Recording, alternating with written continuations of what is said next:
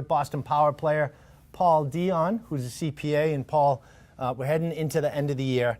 I know people don't like thinking about taxes this time of year, but let's say for the real estate agent, small business owner, really anybody, what should they be doing from a tax planning perspective just about this time of year? Okay.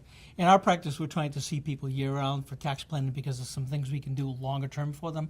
But right now, with about 6 weeks left to the end of the year, I'm trying to meet with as many of my business clients as possible to make sure certain programs are in place for them. For instance, if they haven't already designed retirement programs, there are some that die on December 31st, and you have to wait a whole year before you can do them again. In the case of health insurance, people think you can't get a deduction for medical expenses, but there are programs like an HSA that are available that have to be in place before the end of the year to get the deduction.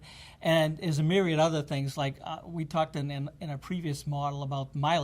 I want to make sure people have got their ducks in a row for the documentation they're going to need for the end of the year. Sometimes just discussing mileage makes them wake up to the fact that they need to get me those details. So that's just a sample of some of the things you should be discussing with your accountant before December 31st.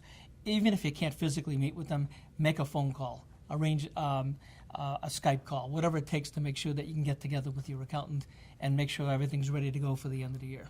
And what's great is you've actually written a book recently that ties in some of these key points. I wrote a book called 10 Most Expensive Mistakes That Real Estate Agents Make, and it really covers the proactive, forward-looking tax planning that you should be doing with your accountant, not just year-end projections to know what your liability is.